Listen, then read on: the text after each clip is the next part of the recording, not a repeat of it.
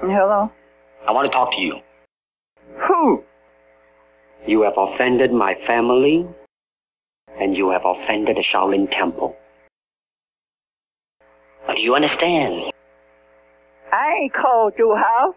You will not agree with what I'm going to do. Say what? I don't agree with you what you owe me. It is contrary to all that you have taught me. Please try to find a way to forgive me.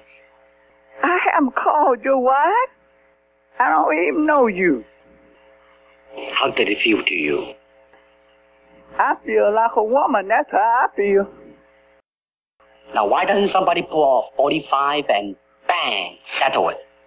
Well, you didn't have no business calling this number if you didn't want to get insulted. Never take your eyes off your opponent, even when you bow. Don't you worry. It is like a finger pointing away to the moon. Listen, nigga, shut your mouth and hang this phone up. Concentrate on the finger or you will miss all that heavenly glory.